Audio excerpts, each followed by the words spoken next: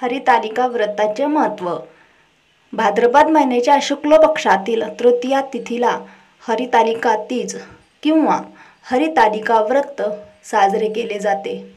हे व्रत प्रामुख्याने स्त्रिया करतात. यामध्ये माता पार्वतीने भगवान शंकरांना पती म्हणून मिळविण्यासाठी कठोर तपश्चर्या केली होती. म्हणून या दिवशी स्त्रिया पार्वतीप्रमाणे उपवास करून अखंड सौभाग्याची आणि पतीच्या दीर्घायुष्याची प्रार्थना करतात. कथेची सुरुवात. एकदा माता पार्वती बाल्यावस्थेत असताना हिमालय राजांनी तिचा विवाह भगवान विष्णूशी ठरवला.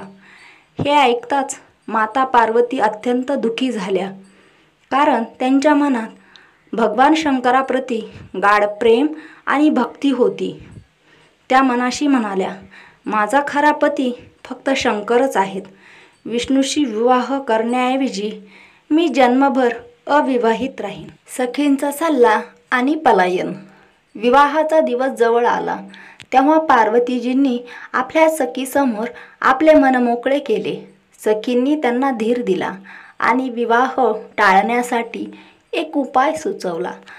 त्यांनी पार्वतीला सांगितले, तू इथून पळून जा आणि दाट जंगलात जाऊन भगवान शंकराची कठोर उपासना कर. तेच तुला नावारूपाने स्वीकारतील. त्या सल्ल्यानुसार पार्वतीजी आपल्या सखीसह हिमालयापासून दूर एका गहन वनात गेल्या. तपश्चर्या आणि कठोर उपवास. त्या वनात जाऊन पार्वतीजींनी वाळूची शिवलिंग तयार केली आणि त्याची अखंड भक्तिभावाने पूजा करू लागल्या. त्यांनी अन्न पाणी त्यागले. काट्याकुट्यात आणि उष्ण उन्हात कठोर तप केले. दिवस रात्र भगवान शंकराच्या ध्यानात लीन झाल्या. त्यांच्या या महान तपश्चर्येमुळे संपूर्ण त्रिलोकी त्यांच्या तेजाने उजळून गेली. भगवान शंकराचे दर्शन. अखेरीस पार्वतीच्या अखंड भक्तीने प्रसन्न होऊन भगवान शंकर त्यांच्या समोर प्रकट झाले. शंकर म्हणाले, हे देवी, तुझ्या अखंड तपश्चर्येने मी संतुष्ट झालो आहे. आता तू माझी अर्धांगिनी होशील. तुझे हे व्रत जगातील स्त्रियांना आदर्श ठरेल. त्यामुळे माता पार्वतीला भगवान शंकर प्रतिरूपाने प्राप्त झाले. नावाची उत्पत्ती. हरित म्हणजे अपहरण करणे. सखीकडून पार्वतीचे अपहरण करून तिला लग्नापासून वाचवणे. आलिका म्हणजे सखी, म्हणून या व्रताला हरितालिका असे नाव पडले.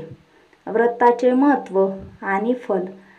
या दिवशी स्त्रिया उपवास करून माता पार्वती व भगवान शंकराची पूजा करतात. यामुळे अखंड सौभाग्य, पतीचे दीर्घायुष्य आणि गृहस्थ जीवनात सुख समृद्धी मिळते. अविवाहित मुली उत्तम वर प्राप्तीसाठी हे व्रत करतात. अशा रीतीने हरितालिका व्रताची ही पौराणिक कथा स्त्रींच्या श्रद्धा, संयम आणि भक्तीचे प्रतीक मानले जाते.